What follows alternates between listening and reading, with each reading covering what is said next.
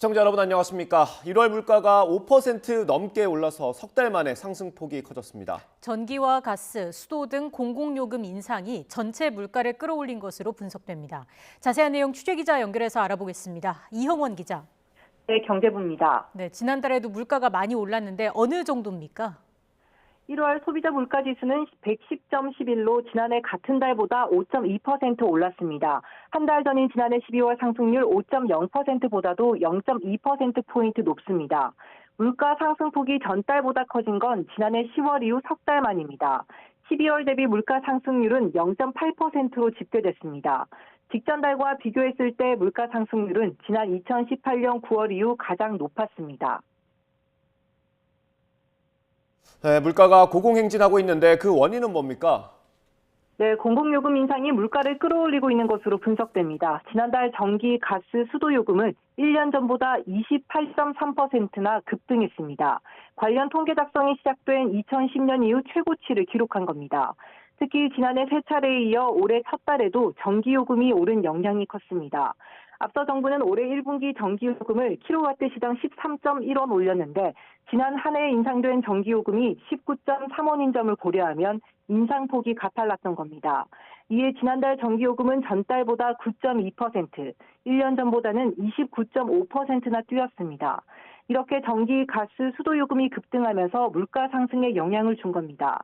실제로 전체 물가 상승률에 대한 전기, 가스, 수도 기여도는 지난해 7월 0.49%포인트에서 지난달 0.94%포인트로 크게 올랐습니다.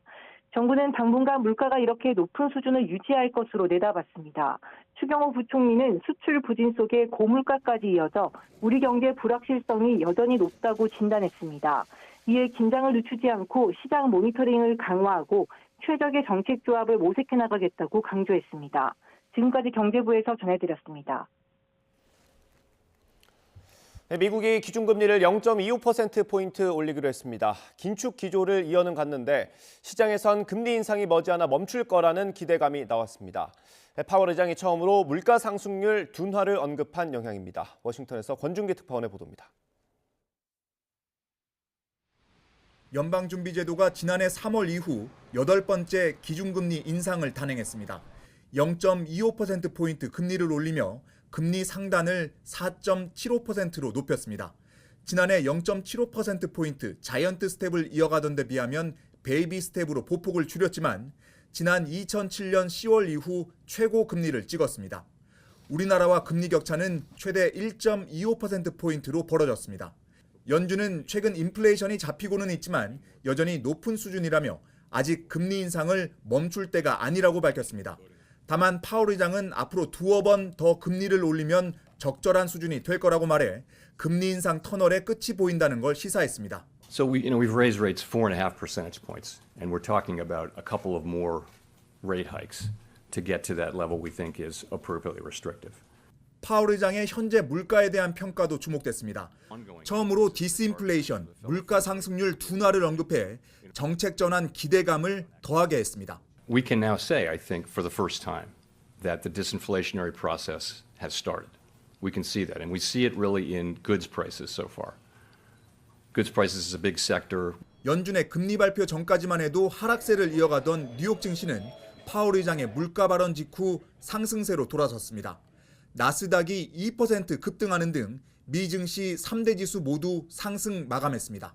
파월 의장은 일자리 시장에 큰 타격 없이 목표로 한 2% 인플레이션 달성이 가능하다며 경기 침체를 피하면서 연착륙할 수 있을 것으로 전망했습니다. 워싱턴에서 YTN 권윤규입니다.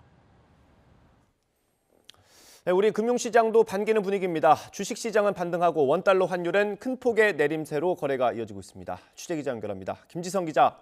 네, 경제부입니다. 네, 먼저 금융시장 상황부터 짚어보죠.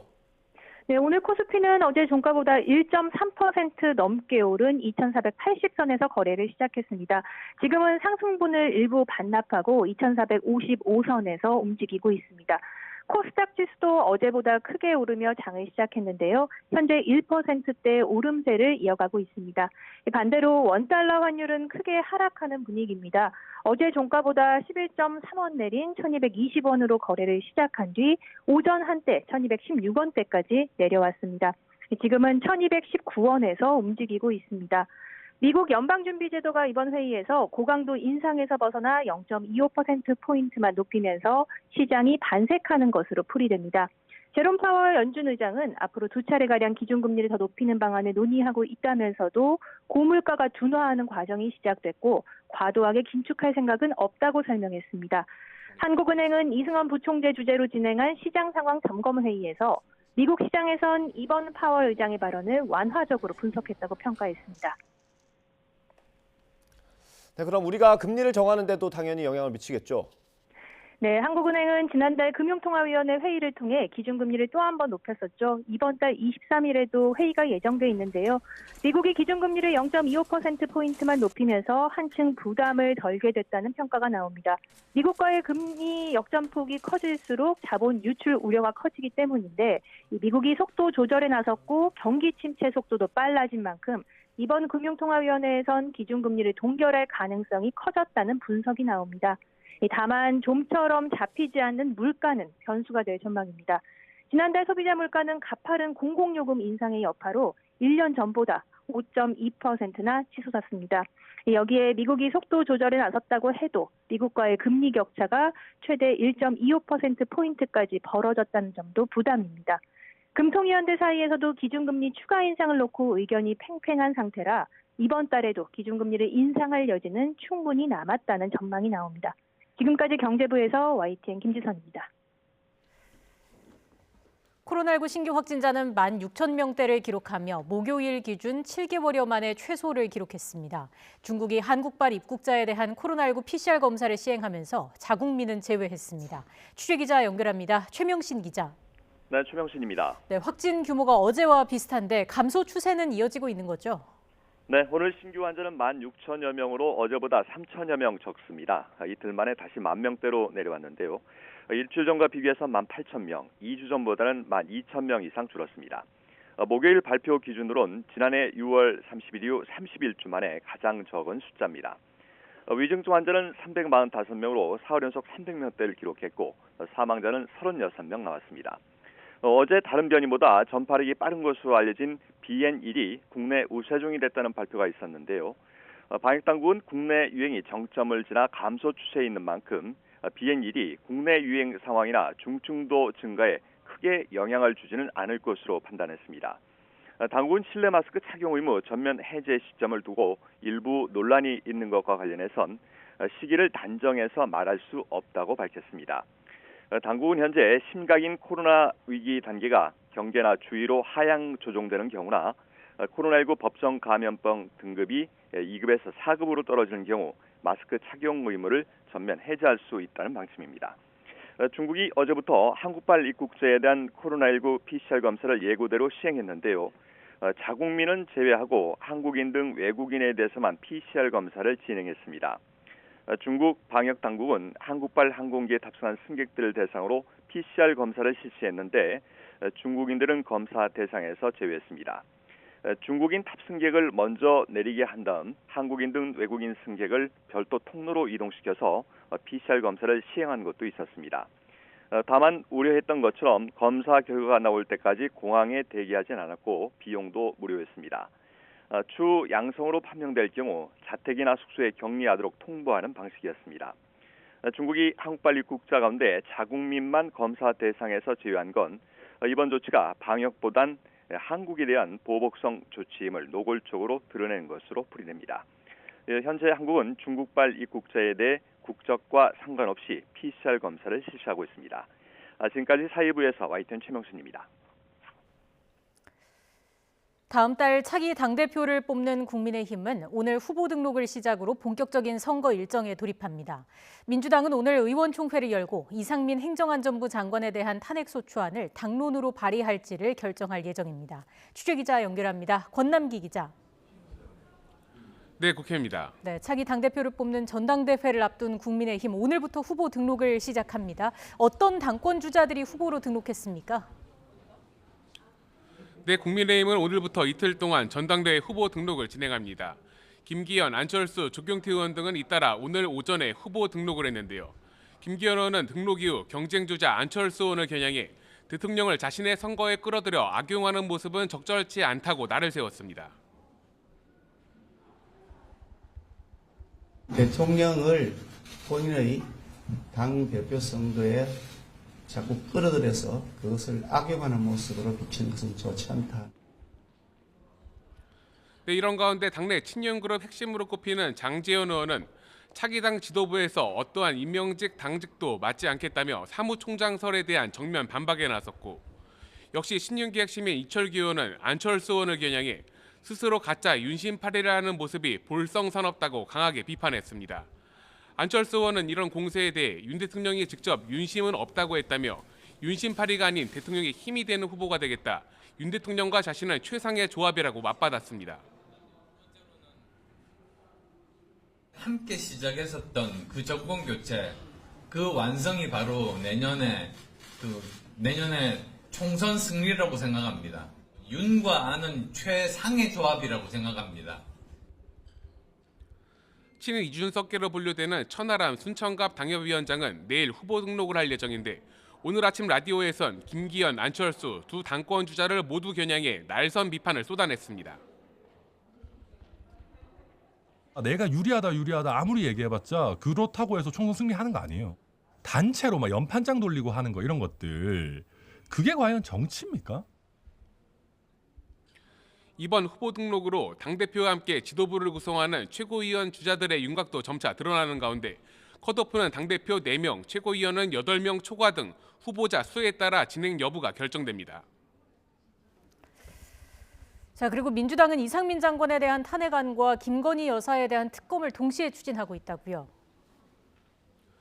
네, 그렇습니다. 먼저 민주당은 국회에서 1인 시위와 밤샘 농성 등으로 본격 여론전에 돌입했는데, 강경파 모임인 철험회 소속 인사 20여 명은 어제 저녁부터 국회에서 밤샘 토론을 시작해 오늘 오전 마쳤습니다.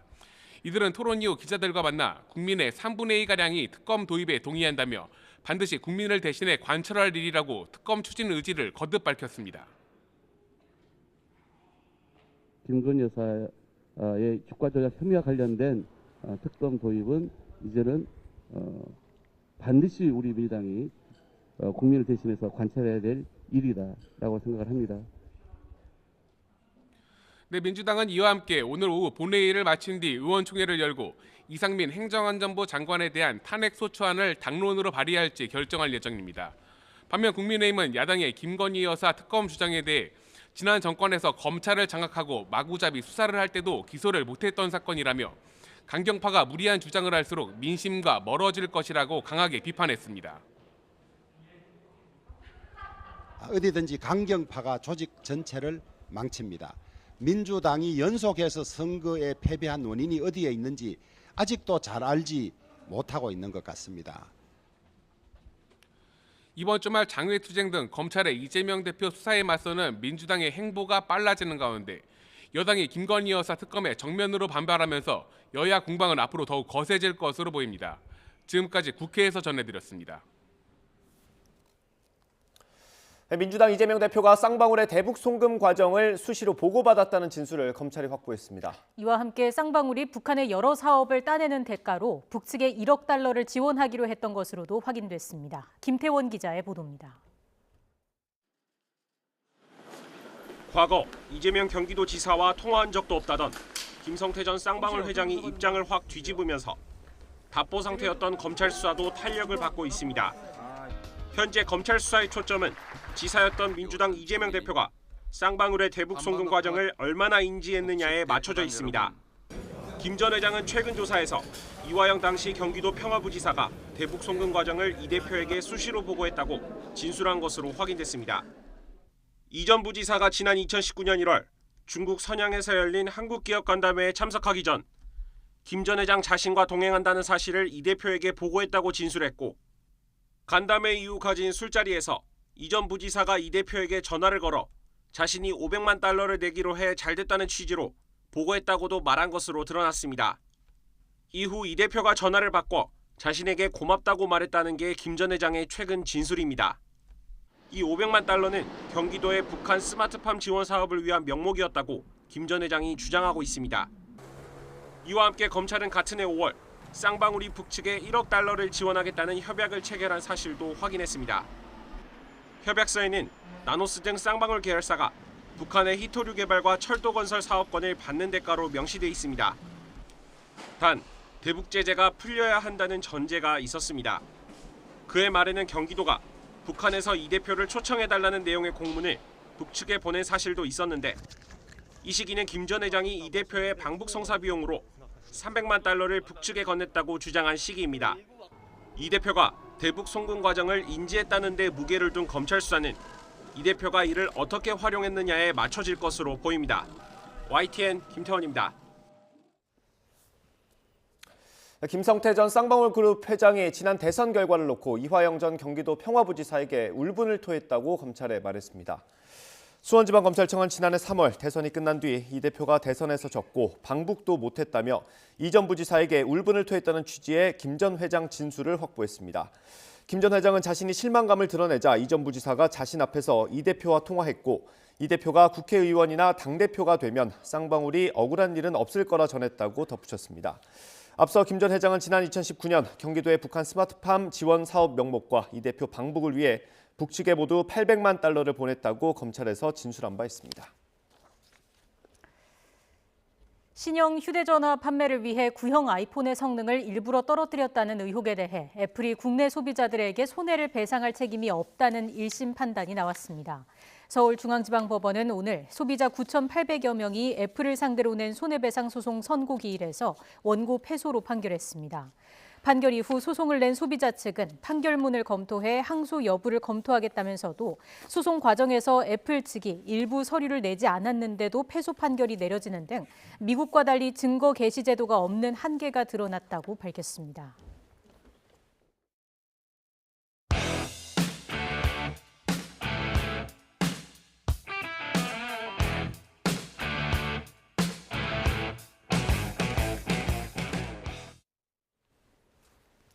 네, 오늘의 정치권 이슈 짚어보겠습니다. 정미경 전 국민의힘 최고위원, 신경민 전 민주당 의원 두 분 나오셨습니다. 어서 오십시오. 네, 안녕하세요.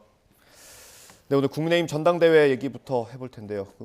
후보 등록 아직 안 하셨다고 네, 출마 선언하셨고요. 네, 오후에 할 겁니다. 아마도 저희가 전당대회 얘기를 하다 보면 말씀하시기 불편한 내용이 있을 수 있습니다. 그때 말씀해 주시면 적당히 건너가도록 하겠습니다. 알겠습니다. 네. 오늘부터 후보 등록이 시작이 되고요. 그 전날, 그러니까 후보 등록하기 바로 전날 돌발 변수가 하나 생겼습니다. 천하람 당협위원장이 출마를 선언했고요. 오늘 라디오 인터뷰까지 했습니다. 한번 들어보겠습니다. 내가 누구랑 친하다라고 자랑하는 것, 그리고 뭐 예를 들면 주류에서 빗나가 있는 사람을 단체로 막 연판장 돌리고 하는 거, 이런 것들, 그게 과연 정치입니까? 모르겠습니다. 제가 봤을 때는 최소한 좋은 정치는 아니라고 생각하거든요. 자, 그러면서 이준석, 유승민계 지원이 뒤에 있다, 이런 식으로 다들 보고 있습니다. 맞습니까? 뭐 이준석, 유승민을 지지하는 분들도 그렇고, 뭐 그분 개인적인 부분이 아마 그분들께 들어야 되겠습니다만은. 네. 아무래도 제가 이제 약간의 조금 더 개혁 성향이 있고, 또 저희 당의 변화와 뭐랄까요, 미래 지향성 같은 부분들 공유하고 있기 때문에 지지해 주시는 부분들이 있다고 보고요. 저는 이번 선거에 있어서 제 사소한 어찌 보면 목표라면은 이준석계를 넘어서서 저는 이준석과 대등한 또는 이준석 이상의 인물이 되는 것, 그냥 천하람 그 자체가 독립적으로 서는 정치인이 되는 것을 목표로 하고 있고요. 네, 그래도 질문을 아예 안 드릴 수는 없으니까요. 이렇게 후보자, 경쟁자가 많아지는 건 좋은 현상 아닙니까? 아, 물론 좋은 현상이죠. 왜냐하면 우리 당원들께서 그 선택할 수 있는 사람이 많아지는 거니까요. 예, 그건 좋습니다. 알겠습니다. 의원님께 이제 질문 드리겠습니다. 어느 정도 영향력이 있을 거라고 보십니까? 있죠. 지금 그 컷오프를 3인을 하지 않고 4인을 했잖아요. 네. 3인을 했다 그러면 아마 국힘당 욕 무지하게 먹었을 겁니다. 그런데 이제 4인을 할 수밖에 없는 여러 가지 내부적 사정이 있죠. 3인으로 하는 것은 너무 속이 보이는 짓이기 때문에 4인으로 할 수밖에 없었죠. 네. 근데 4인이 되면 이 4인을 놓고 지금 싸우게 되고, 여기에 만약에 천하람 위원장이 들어가게 된다. 그러면 이제 이 얘기는 조금 달라지는 거죠. 네. 물론 되지는 않을 겁니다. 대표로 되지는 않겠지만. 근데 본인은 과반득표가 목표라고 했습니다. 그건 본인의 마음이죠. 그 등록을 할 때는요, 이게 등록비가 꽤 이게 이게 출입 비용이 꽤 들어가요. 네. 이 톨게이트 비용이 반드시 필요하거든요. 그래서 그냥 뭐 마음대로 들어갔다 나갔다 할 수 있는 건 아닙니다. 네. 지금 아마 정 의원께서도 이 톨게이트 비용 꽤 내셨을 거예요. 대표는 최고위원보다 훨씬 비쌉니다. 그게 그 정확한 표현이 기탁금인가요? 네, 기탁금. 근데 네, 뭐 그래서- 이번에 그 숫자가 당원 숫자가 80만이 넘어서기 네. 때문에요. 아마 그 전화 그 문자 돌리는 거요. 아, 비용. 그 비용도 만만치 않을 겁니다. 그러니까 이 하여튼 톨게이트 비용 플러스 여러 가지 재반 비용이 대표로 나가면 최고위원 나가는 것보다 껑충 뛰거든요. 네. 그러니까 이게 나가는 결심 자체가 일단 재정적으로 쉽지가 않고요. 그리고 정치적 리스크가 있죠. 그런데 4인에 만약에 컷오프를 통과해서 들어간다. 예. 그러면 돌풍이 일어날 거 아니겠어요. 지금 그걸 노리는 건데 예. 이준석 대표가 얼마만한 영향력을 끼칠 수 있을지 이게 지금 관전 포인트 중에 굉장히 중요한 관전 포인트가 새롭게 등장을 했고요. 이미 여러 패널들을 통해서 며칠 전부터 예고가 세게 나왔거든요. 예. 그래서 이게 누구냐, 천하람이냐, 허은하냐, 김용태냐, 뭐 이런 얘기들이 여의도 주변에서는 왔다 갔다 했죠. 그런데 이제 허은하 의원은 지금 최고위원으로 정리가 됐고, 김용태 의원은 조금 젊고, 그리고 천하람 위원장은 현재 호남 지역에서 험지에서 위원장을 한다는 강점이 있죠. 그래서 천하람 위원장으로 낙점이 된 것 같은데 이제 이 돌풍을 일으킬 수 있을 것이냐 없을 것이냐 이준석 전 대표의 정치적 운명도 함께 걸려 있습니다. 예. 뭐 저희끼리도 누굴까 계속 얘기를 했는데 어제 방송 이후에 계속 고민했습니다. 예. 천하람 위원장이었고요. 어쨌든 뭐 재미는 더해진 것 같습니다. 그럼 4인 안에는 들 거라고 보십니까? 들 수 있죠. 그건 뭐 아무도 장담을 못하지만 뭐 세 번째는 지금 여러 가지로 봐서는 황교안 전 총리가 되는 것 같으니까요. 네. 이거 하나를 놓고 지금 박 터지는 싸움을 하겠죠. 역시 또 질문 안 드릴 수 없으니까 일단 사실 이게 친윤계 인사 뭐 윤심파리 뭐 이런 걸로 계속 흘러가면서 그 투표율이 떨어질 거라는 우려들도 많았습니다. 근데 어쨌든 이준석계라고 하니까 청년 당원들의 관심이 높아질 거 아니겠습니까? 그러면 투표율도 당연히 높아질 수 있겠죠? 일단은 겉으로 보기에는 그렇게 보여요. 네. 왜냐하면 지금 나경원 전 대표, 유승민 전 대표가 이제 그 출마를 하지 않는 상황이니까 그 과연 사실은 이번에는 그 당심을 예측하기가 되게 어려워 보여요. 우리 내부에서도 그런 얘기를 되게 많이 하는 게 네. 과거에 전당대회는 대부분 다 보여요. 왜냐하면 당원들이 누구인지 대강 알아요. 왜냐하면 30만인데 거기서 한 절반, 한 15만 정도가 투표하신다고 보면 네. 이제 움직이는 그 움직임이 다 보이거든요. 근데 이번에는 80만이 넘기 때문에 예. 그 당협위원장들도 각 지역의 책임 당원을 전부 파악하기 어려울 거예요. 절반 파악해도 제가 볼 때는 성공으로 보여지거든요. 예. 그러니까 과연 지금 당심이 어디로 흘러갈지를 그거를 깨끗하게 분석해 주는 사람은 거의 없다. 저는 지금 그렇게 보고 있습니다. 최근에 여론조사들이 되게 여러 개 나오지 않습니까? 네. 그거랑 당원들의 마음, 그러니까 여론조사할 때 보통 이제 지지층을 대상으로 하긴 합니다만 그것과 당원들의 마음은 어느 정도 뭐 괴리가 있거나 뭐 부합한다고 보십니까? 보통의 경우에는 사실은 그 당심을 그 여론조사하고 동일하게 보기는 어렵습니다. 왜냐하면 당원들은요, 그 당 내부 사정에 대해서 적극적 관심을 가지고 지금까지 오셨던 분들이라 훨씬 많이 알아요. 네. 사실은. 그러니까 단순히 그 여론조사만 보고를 판단할 수는 없고요. 제가 볼 때는 이건 것 같아요. 그 우리 당원들은 총선 승리가 목표입니다. 예. 그것만 머릿속에 있지 공천이라는 걸 당원들은 머릿속에 두질 않아요. 근데 사실 당협위원장들은 공천이 목표가 먼저 되죠. 총선 승리는 두 번째고요. 왜냐하면 자기 일이기 때문에 그래요. 인간이니까 또 그래요. 예. 근데 그 괴리가 과연 어느 정도까지 그 벌어질 건지 아니면 당협위원장이 그거를 그 당원들을 설득하는 데 있어서 얼마만큼 정성을 들여서 나는 총선 승리가 목표고 나의 공천이 곧 총선 승리다. 이거를 얼마나 주지시켜 주는지 수도권에서 특히요. 이게 관건이라고 보여집니다. 뚜껑을 정말 열어봐야 알 수 있을 것 같은 이번 전당대회인데 어쨌든 이준석계 천하람 위원장의 출마가 김기현 의원 그리고 안철수 의원에게는 마냥 반갑지만은 않을 것 같아요. 어쨌든 표가 분산되는 거잖아요. 1차에서. 특히 김기현 의원한테 별로 안 좋을 것 같아요. 그렇게 보십니까? 예, 황교안 이제 컷오프를 해서 황교안 전 대표가 들어가면 이게 김기현 지지자하고 중복되는 거 아니에요? 예. 네. 근데 이제 만약에 여기에 천하람 위원장이 컷오프에 들어간다. 네. 그러면은 안철수 후보 표도 잠식하지만은 김기현 후보 표도 잠식할 거예요. 그러면 김기현 후보는 3, 4위 양쪽 후보로부터 잠식을 당하기 때문에 김기현 후보한테는 비보라고 봐야죠. 근데 그러니까 그냥 이렇게 표면적으로만 봤을 때는 유승민 전 의원이 불출마를 선언하면서 사실 많은 표를 안철수 의원이 가져왔다라는 분석이 많은데 그러면 유승민 의원과 가깝다고 보지 않겠습니까? 그 천하람 위원장을? 그러면 안철수 의원이 좀 아쉬워야 되는 거 아닌가요? 아니 근데 지금 이게 반발표잖아요. 네. 반발표이기 때문에 이 반발표가 누구한테 더 반발하겠습니까? 김기현 후보가 더 밉겠죠. 그러니까 아무래도 두 사람만을 놓고 보면은 김기현 후보가 더 손해를 보는 형국이고요. 이건 뭐 필연코 이렇게 되면은 결선 투표로 가게 되는 거죠. 그렇게 되면은 이건 김기현 후보한테는 엄청난 비보입니다. 일단 컷오프인 들어와야 되고요. 아니, 그러니까 지금 윤핵관들이 난리치는 거 아니에요. 어쨌든 결선으로 가게 되면 만약에 안철수, 김기현 후보가 이제 오르게 되면은 안철수 의원이 그 천하람 위원장의 표를 흡수할 것이다. 이런 전망도 가능할 것 같아요. 지금 뭐 어저께 오늘 보면은 안철수 때리기, 안철수 두드려 패기가 시작된 거 아니겠어요? 예. 그건 윤핵관들이 지금 야 이거 안 되겠구나 해서 지금 안철수 패기로 일제히 진입했다는 얘기죠. 네. 그건 여러 가지로 봐서 야 이거 사태가 심상치 않구나라고 지금 보는 거고요. 지금 안철수 패기 내지는 스크래치 내기가 시작할 거라고 봤어요. 네. 다들 지금 그렇게 2월 달부터는 시작할 거라고 봤는데 네. 지금 전개되는 상황을 보면은 상태가 심각합니다.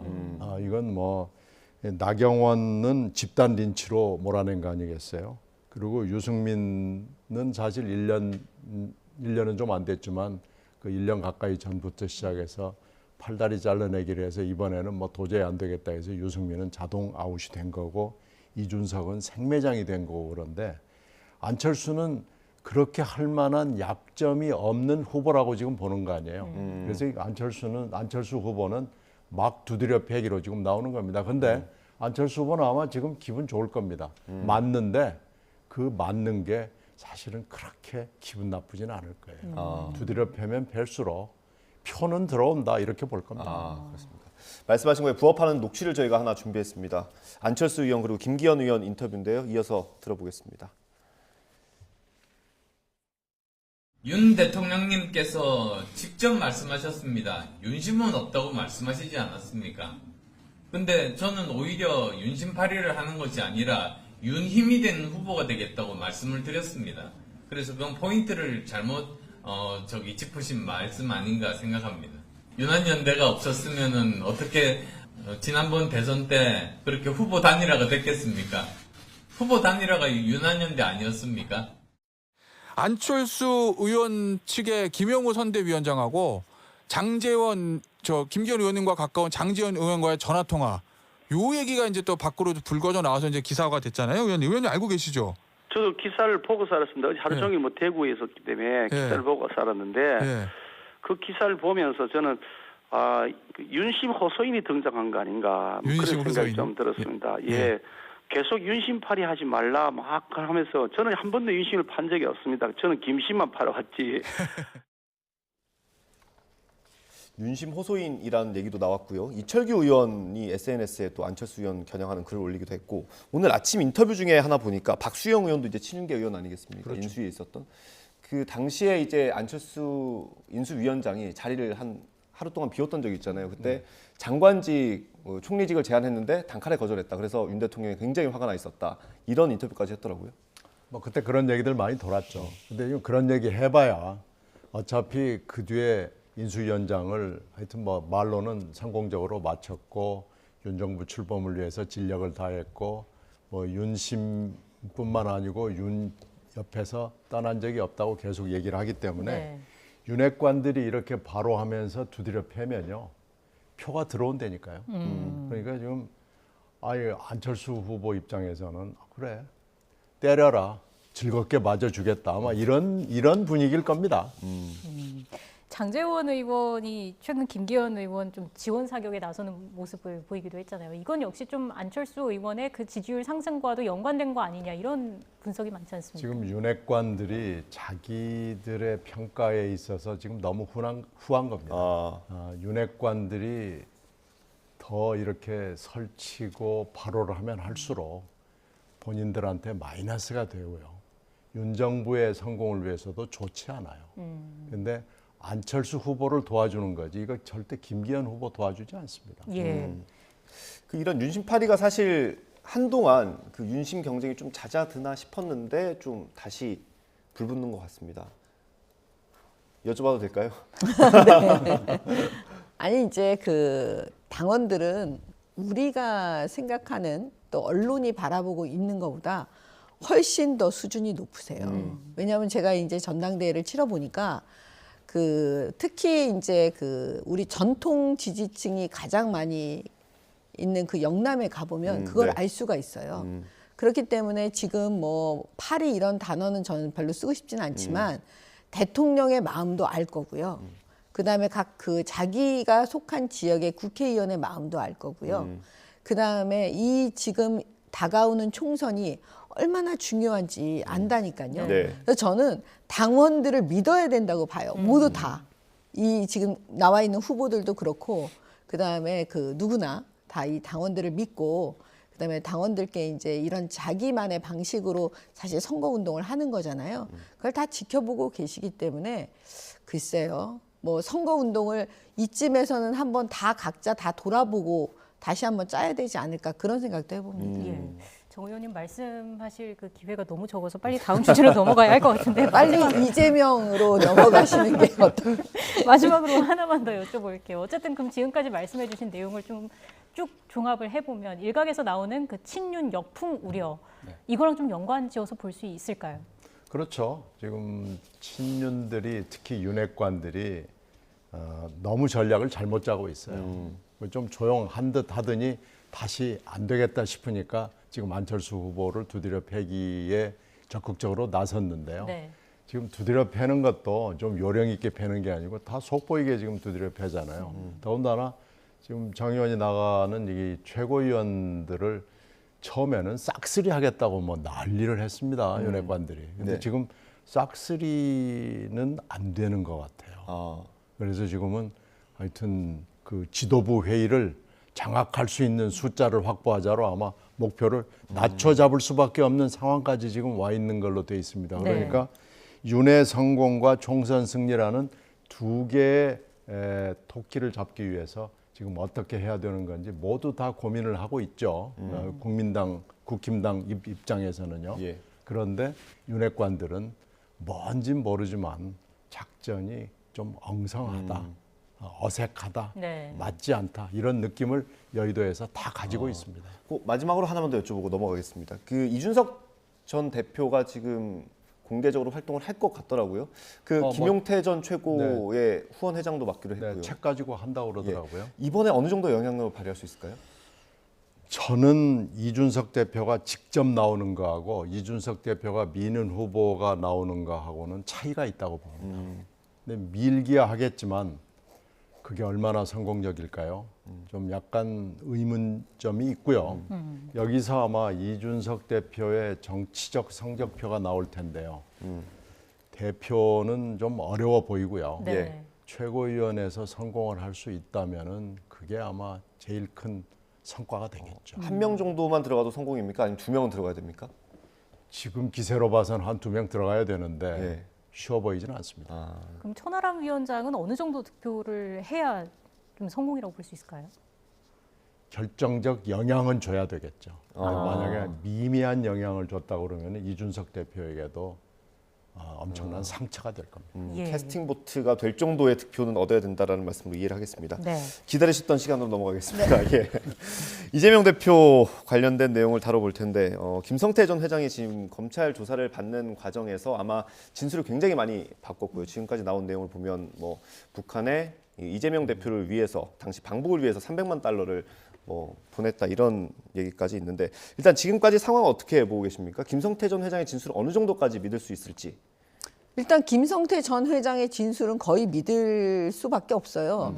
왜냐하면 김성태 회장이 한 번 입을 열었는데 이분이 조폭 출신 아니겠습니까? 예. 그걸 뭐 이거를 따로 주머니를 차고 지금 얘기할 수 있는 그런 상황은 아니고요.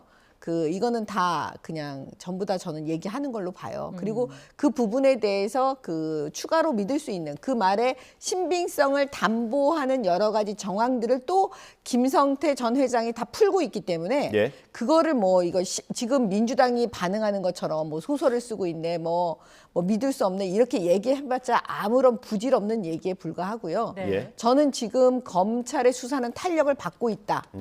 그러니까 관전자 입장에서 그 속 내부를 들여다보면 그렇게 지금 예상이 되는데요. 알겠습니다. 저희가 다음 질문 이어가기 전에 조금 전에 들어온 속보가 있어서 한 가지 먼저 전해드리고 대담을 좀 이어가겠습니다. 미국 백악관에서 나온 내용이고요. 북한의 적대적 의도가 없고 진지한 외교를 추구한다라는 속보가 들어왔습니다. 네, 그리고 합동훈련이 대북 도발이라는 생각을 거부한다. 그리고 유엔 안보리 대북 제재 이행 위해서 동맹과 협력한다. 이 내용까지 들어왔습니다. 미국 백악관에서 밝힌 내용입니다. 아무래도 북한의 대화를 계속해서 요구하는 그런 원론적인 입장 정도로 이해를 하면 될 것 같습니다. 자세한 소식 들어오면 저희가 이어지는 뉴스에서 다시 한번 전해드리겠습니다. 이어서 두 분과 이야기 좀 이어나가 보도록 하겠습니다. 신 의원님께서는 김 전 회장의 진술 신빙성은 어떻게 보시는지요? 신빙성까지는 잘 모르겠습니다만은 김 회장이 입을 열기 시작했다는 건 대단히 주목할 대목입니다. 근데 우리가 공항에서 김 회장의 모습을 봤습니다만은 입을 안 열 것 같은 모습을 보였잖아요. 네. 그리고 만난 적도 없고 물론 통화한 적도 없고 모른다라고 이재명 후보에 대해서 얘기를 했잖아요. 근데 모른다라는 부분, 통화한 적이 없다는 부분은 이재명 대표의 입을 통해서 깨졌습니다. KBS 9시 뉴스에 나와가지고 누군가 지인의 밥자리에서 통화를 해서 통화한 것 같다는 기억이 난다. 그렇게 얘기를 들었다라고 그랬는데 이 소스를 저는 김성태 회장이 검찰에서 이렇게 진술을 했기 때문에 이재명 대표가 9시 뉴스에 나와서 얘기를 한 거라고 봐요. 그러니까 이재명 대표가 흔히 이런 수법을 많이 씁니다. 예, 수법이라고 표현하시면 아니 그렇게 해요. 완전 전면 부인하다가 그런 얘기를 들었습니다 하는 그런 행태를 그 사이에 쭉 보여왔는데 이번에도 똑같은 거예요. 그러니까 그렇게 했다는 얘기를 들었다라는 건데 선행적으로 김성태 회장이 검찰에서 입을 열기 시작했다는 게 굉장히 중요합니다. 이건 무슨 얘기냐면은 김 회장이 입을 열었다는 것도 중요하지만 전체 진실의 어느 일정 부분에 대해서는 이 얘기를 하겠다라고 사인을 보낸 거예요. 지금 그게 여기서 나온 건데 이로해서 이 내복 한 벌밖에는 쌍방울하고 관련이 없다는 얘기는 깨진 거고요. 만난 적이 없다, 통화한 적도 없다도 다 깨진 겁니다. 그러니까 이재명 대표의 얘기에 신뢰성이 일단 한 축이 무너져 내린 거거든요. 그럼으로써 이 300만 불 내지 800만 불 이 부분이 검찰에서 진술이 나왔다는 것이 사실상 확인이 된 거기 때문에 이제 이거의 진위에 대해서 앞으로 집중할 필요가 있는 거죠. 이게 어쨌든 이전에 지금 수사 중인 대장동 사건과 조금 비슷한 부분이 중간 측근이 있단 말입니다. 이재명 대표의 측근. 이번에도 이화영 전 부지사가 이 대북 사업을 대부분 다 주도를 했고 대부분 현장에도 있었지 않습니까? 그래서 이화영 전 부지사의 진술도 중요할 것 같은데 어떻게 보세요? 이화영 전 부지사는 또 이재명 대표를 보호하기 위해서 또 그 부분 빼고 본인이 알아서 했다 이렇게 얘기할 가능성이 높아 보이잖아요. 지금까지 입을 열지 않았다면 뭐 그런 얘기를 했을 건데 그래봤자 소용없다니까요. 김성태 전 회장이 모든 키를 다 갖고 있고 돈을 준 사람이 누구냐면 김성태 씨잖아요. 그러면 이게 지금 자기 돈으로 줬다 그래요, 이 돈을. 근데 뭐 김성태 씨가 그렇게 현금을 많이 갖고 있을 수 있을까요? 100억이나 되는 돈을. 그게 자기 돈일까요? 결국은 그 불법적인 돈일 가능성이 되게 높습니다. 그러니까 어딘가에 의해서 돈 세탁이 되고 난 그 돈일 거예요. 그래서 제가 볼 때는 검찰에서 대장동을 다시 주목할 수밖에 없어요. 대장동의 그 저수지, 그 몫에 해당하는 돈은 건드리지 않지만 김만배 씨가 화천대유를 통해서 돈을 계속 빼가지고 어딘가로 보내고 막 그랬던 돈의 흐름, 그 흐름을 계속 주목하고 있을 거거든요. 그래서 어떤 방식으로든 그것이 전환사채 몫으로 가서 다시 뭐 부풀려서 주식을 사들이고 그런 방식이든 계열사를 통해서 뭐 주식을 사고 이런 식으로 했든 아무튼 세탁이 돼갖고 그 돈에 출처요. 도대체 그 달러는 지금 제가 볼 때는 거의 100억이잖아요. 그 돈, 그 달러를 과연 어디서 구해서 이걸 줬을까요? 그리고 법률적으로 보면은요, 이게 지금 뇌물이 될 가능성이 되게 높아 보이고요. 그 다음에 큰 틀에서 한 번도 적용해보지 않았던 죄이겠지만 여적죄일 가능성이 되게 높고요. 여적죄가 뭡니까? 적을 이롭게 하는 행위를 지금 하고 있는 거잖아요. 그 다음에 또 하나 이게 있어요, 우리 죄 형법에. 그 형법에 있습니까? 잠깐 찾아볼게요. 그 다음에 또 하나는 뭐가 있냐면 그 간첩 행위가 될 수가 있죠. 그 다음에 또 주목해야 될 거는 뭐냐면 그 유엔 제재 대상이에요. 돈이 가면. 그러니까 그 부분에 대해서 이 쌍방울이라는 기업이 과연 온전할 수 있을 것인지 지금 그 지점도 지금 쳐다봐야 되는 거고요. 그 다음에 이재명 지사한테는 이제 바로 요 지점이겠죠. 나는 전혀 몰랐다. 돈 주고 받는 걸. 분명히 이렇게 나올 가능성이 높잖아요. 그런데 김성태 씨는 얘기를 지금 하고 있는 것 같아요. 그 이재명 대표 당시 지사랑 난 통화도 했다. 예를 들어서 이화영 씨가 바꿔줘서 내가 했고 또 그 변호사비 대납 의혹을 받고 있는 이재명 지사의 변호인 이모 변호사. 그 사람을 통해서도 내가 전화를 했고 그리고 내용도 다 알고 있고 그다음에 김용으로부터 그 오른팔인지 왼팔인지 그 김용 있잖아요. 김용으로부터도 고맙다는 말을 다 내가 들었다. 돈 주고 나서.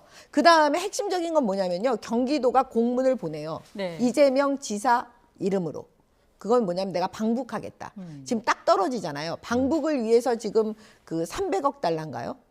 300만 달러. 300만 달러를 보냈다는 거잖아요. 그러니까 그 부분에 대해서 지금 김성태의 진술과 지금 경기도의 그 이재명 지사의 행위가 맞아 떨어지는 거잖아요. 공문을 보냈으니까. 그 시점도 아마 김성태 씨는 공문 보지 않고 그냥 일일이 얘기하고 있을 거예요. 그러니까 조서에 먼저 그걸 다 담아놓으면 그 진술, 김성태의 진술과 그 경기도 공문의 그 날짜를 추후에 사후에 검찰은 갖고 있다가 확인했다는 걸 그 조서에 남길 거예요. 판사가 알아보도록. 그래서 제가 볼 때는 이 정도 되면은 김성태 진술의 신빙성이 굉장히 높고요. 이재명 대표는 굉장히 더 위험해집니다. 대장동보다 제가 볼 때는 더 위험해지는 상황에 지금 들어갔다 이렇게 보고 있습니다. 지금 말씀해주신 그 내용들 잠깐만 하나씩 좀 정리를 해볼게요. 일단 이재명 대표가 지시했는지를 떠나서 이 일련의 상황을 알았는지 인지했는지 여부가 또 중요할 것 같고요.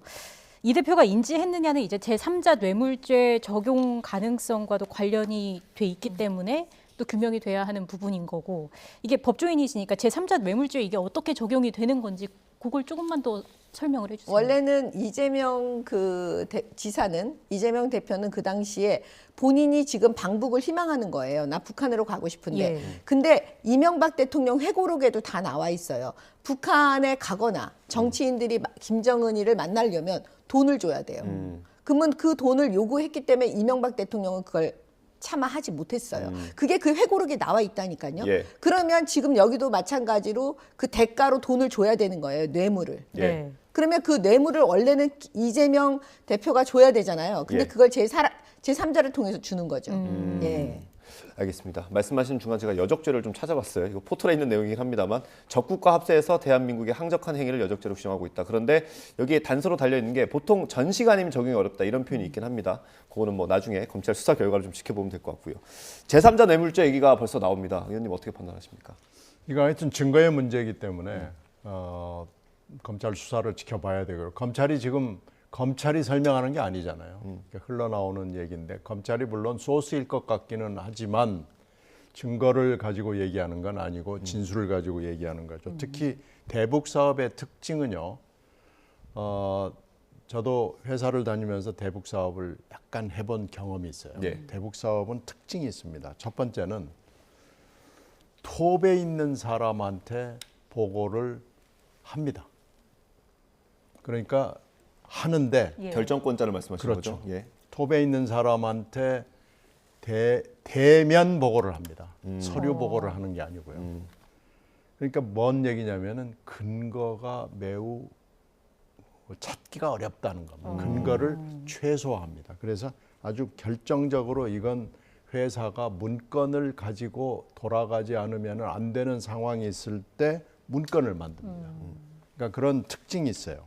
그리고 또 하나는 그 톱에 있는 사람이 항상 결정을 하면서 뭘 얘기를 하냐면은 통일부나 국정원하고 협의를 했느냐, 어디까지 협의를 했느냐라는 것이 반드시 조건으로 점검을 해야 되는 거에 반드시 첫 번째 요건으로 들어갑니다. 네. 그러니까 이렇게 본다면은 이 사업이 쭉 상당 기간 동안 진행이 됐다고 그랬을 때 톱이 어디까지 알고 어디까지 보고를 받고 개입을 했는지의 증거가 남아 있을까? 뭐 했는지 안 했는지는 모르지만요. 만약에 그렇게 했다면 근거를 찾기가 그렇게 쉽지 않아요. 그래서 이제 이 부분이 검찰 수사로 확인이 돼야 되고 확정적으로 뭐가 나와야 되는데 지금 흘러나오는 얘기 가지고는 아직 뭐라고 말씀을 못 드리겠습니다. 그런데 만약 이게 전부 맞다면 엄청난 얘기죠. 이건 뭐 굉장히 엄청난 얘기고 단기간에 흘러가는, 그리고 이 대북 사업의 특징 중에 하나는 뭐 그냥 일주일, 뭐 한 달, 두 달 이렇게 되는 게 아니에요. 네. 아무리 짧아도 연간으로 돌아갑니다. 왜 그러냐면 일단 북한하고 접촉하는 게 만나기도 어렵고요. 예. 만난다고 하더라도 제3국 어딘가에서 만나고 복잡하거든요. 한번 연락을 하면은요, 이 디지털 시대에 그냥 한 달 가는 건 휙 가버리거든요. 그래서 한번 얼굴을 보는 게 그렇게 쉽지 않아요. 그러니까 이것은 굉장히 장기간에 걸쳐서 접촉을 하고 또 확인하고 또 그걸 북한은 또 본국에 들어가서 보고를 해야 돼요.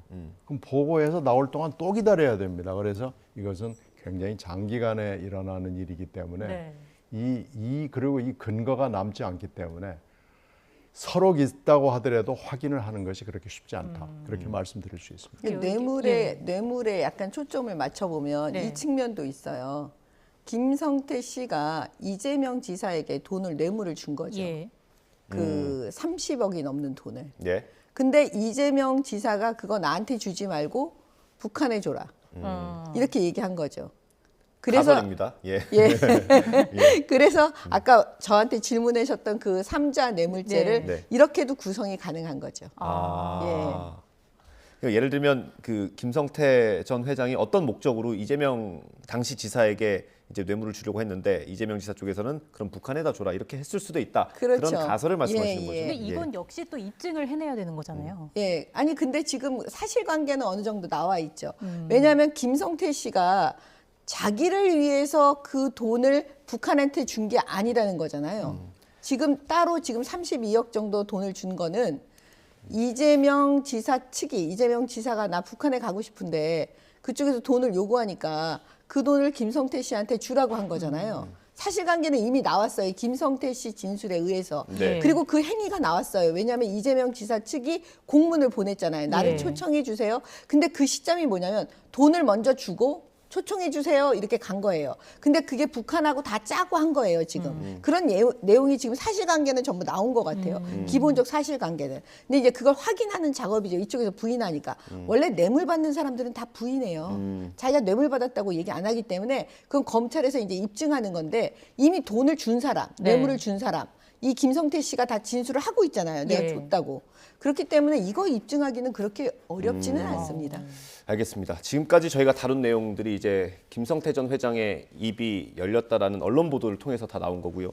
그 보도가 나오기 시작할 때쯤에 이재명 대표는 이게 검찰의 신작 소설이다 이렇게 반박을 했습니다. 국민의힘은 이 대표의 주장에 대해서 다시 한번 반박을 했고요. 저희가 녹취를 준비했습니다. 정진석 비대위원장 오늘 아침 회의 내용 발언 들어보겠습니다.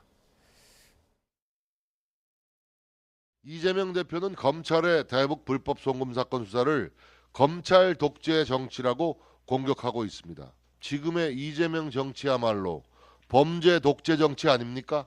토요일에 민주당 장외 집회를 보면서 국민들은 아마 이적이라고 할 것입니다. 오늘 이재명의 적은 과거의 이재명입니다. 국민들은 조국 수호 집회의 시즌2가 될 이재명 수호 집회를 향해 민주당이 생각하는 법치주의는 과연 무엇인지 질문을 던질 것입니다. 네, 검찰 수사 얘기는 여기서 마무리를 해보고요. 내일 모레죠. 모레 이제 서울에서 장외 집회가 열립니다. 그 방향에 대해서 어떻게 보세요? 뭐 예고했던 대로 그대로 갈 겁니다. 어저께 밤샘 토론도 철험의 의원들을 중심으로 해서 있었고요. 다 이게 지금 그 분위기를 끌고 가는 거니까요. 그런데 이제 저도 당원이기 때문에 문자를 받았어요. 꼭 나와달라, 나가서 싸워야 된다 하는 얘기를 했는데 이제 문제는 지금 막 언론에 쏟아져 나오는 이재명 대표에 대한 여러 가지 이 범죄 혐의들 그리고 이것과 함께 문재인 대통령 쪽 사람들에 대한 이 수사 두 가지가 지금 섞여가지고 이게 구분하기가 굉장히 어렵다는 데 문제가 있어요. 그래서 장외투쟁 좋은데 어떤 것이 포인트가 돼야 되느냐라는 것을 지금 당원들이 좀 헷갈려하죠. 이 지금 수사가 두 개가 막 섞여가지고 구분이 안 되는데 모르겠어요. 이렇게 일부러 기획을 한 건지 아니면 우연히 이렇게 된 건지는 도저히 알 수 없습니다만은 지금 당원들이 굉장히 헷갈려하고요. 어떻게 해야 되느냐, 나가야 되냐, 말아야 되냐를 가지고 고민하는 분들이 꽤 있고요. 지금 현역 국회의원들도 이 부분에 대해서 고민하는 분들이 있어서 이거 조심해야 된다, 신중해야 된다라고 하는 목소리가 나오는 이유가 바로 거기에 있습니다. 그래서 2월 지금 첫 번째 토요일 날부터 시작이 되는 거고 이미 개별적인 건 시작이 돼 있습니다만은 아직도 이게 좀 정리가 좀 안 돼 있는 상황이죠. 고민 중이신 당원들 중에 한 분이십니까? 저도 고민하고 있습니다. 알겠습니다. 지금 민주당이 이번 또 투쟁에서 요구하는 건 김건희 여사의 특검 그리고 이상민 장관의 파면인데요. 관련해서 민주당이 윤영덕 의원의 목소리를 담아봤습니다. 함께 보시죠. 네, 저희들이 이곳 로텐도홀에서 농성을 이어가기로 한 것을 목적은 두 가지 요구 조건을 관철시키기 위한 것입니다. 기자회견문에서도 있었는데요. 김건희 특검 수용 그리고 이상민 장관 파면인데 우선 저희 농성에 함께하고 있는 민주당을 비롯한 야당 의원들은 이 두 가지 목적을 가시화하기 위한 로텐도홀 농성투쟁에 집중을 할 것이고요. 그 외에 장외투쟁은 지금 민주당 차원에서 이번 주 토요일 국민보고대회가 예정이 되어 있고 민주당은 계속해서 목소리를 좀 낼 것 같습니다. 어떤 말씀을 주실까요? 그거는 뭐 저는 예정되어 있다고 봐요. 민주당의 방탄은 계속됩니다. 민주당이 하는 모든 행위는 다 이재명 대표를 위한 방탄이에요. 보세요. 배지 달았죠. 야당 대표 됐죠. 지금 수사받을 때도 무슨 나라를 구한 사람처럼 막 사람들 다 데리고 가죠. 그다음에 이제 그것도 안 돼. 하다 안 되니까 지금 여론이 안 움직여요. 너무 싸늘해지고 있어요. 그분들은 그걸 모르시겠어요. 저는 민주당 의원들도 알고 있다고 봐요.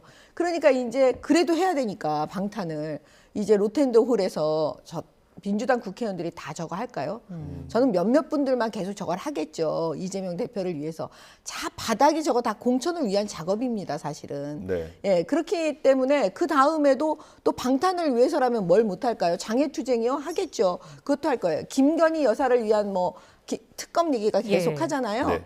그것도 방탄이죠. 그렇게 해서라도 지금 그 이재명 대표 살리기 운동을 지금 하고 있는 거거든요. 또 이상민 장관에 대한 것도 이미 다 방탄이에요. 그래서 국민들께서 이 부분에 대해서 다 내용을 알고 계시기 때문에 그 여론은 점점 더 싸늘해질 거다. 네. 네, 그렇게 보고 있습니다. 국민의힘 입장에서는 나쁘진 않지만 네. 국가의 입장, 국민의 입장에서는 좀 괴롭죠. 예. 윤영덕 의원 인터뷰 나온 것처럼 이제 로텐도홀에서 어제 밤샘 토론회가 있었는데 그거를 하루만 하는 게 아니라 요구 사항들이 관철될 때까지 하겠다는 거예요. 그러니까 민주당은 원내 투쟁, 경내 투쟁, 장외 투쟁 이렇게 3개를 하는 거거든요. 김건희 여사 특검을 주로 주장을 하고 있는데 가능하겠습니까? 특검은 뭐 현실적으로 법사위라는 장애물이 있기 때문에 쉽지 않죠. 네. 다만 이상민 장관 탄핵 경우에는 이상민 장관은 어떻게 보면 국민 밉상으로 이미 등극을 했어요. 그래서 이건 좀 여론의 지지를 받을 수가 있죠. 그러니까 뭐 이건 2개는 약간 저는 분리해서 볼 필요가 있다고 보고요. 예. 지금 언론들이 별로 주목하지 않는 민주당 뉴스 중에 하나가 이게 있습니다. 윤리위원장하고 공직평가위원장을 이재명 대표의 측근으로 임명을 했고요. 공천을 당원평가 제도를 도입을 한 공천 제도를 도입해야 된다라는 목소리가 있습니다. 그래서 이런 것들이 의원들한테는 압박이 되죠. 예. 그래서 이걸 사실은 언론은 주목하지 않지만 당내에 있는 사람들은 야 이건 또 뭐지? 뭐 이런 느낌을 갖고 있어서 이제 굉장히 치열한 당내 프로세스의 시작이 됐다 이렇게 네. 봅니다. 그리고 또 봐야겠습니다. 오늘 말씀 여기서 마무리하겠습니다. 지금까지 정미경 전 국민의힘 최고위원, 신경민 전 민주당 의원과 함께했습니다. 고맙습니다. 감사합니다. 네.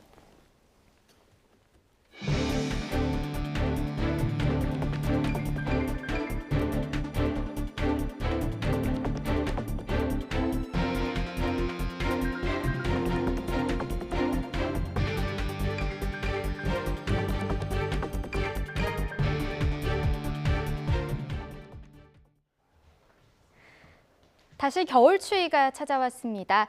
그동안 비교적 온화했던 터라 오늘은 체감하는 추위가 더 심한데요.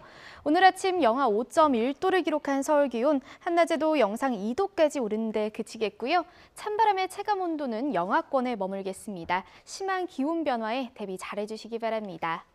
오늘 전국 하늘에 구름이 많이 끼겠습니다. 전국의 미세먼지 농도는 좋음에서 보통 수준으로 공기도 깨끗하겠습니다.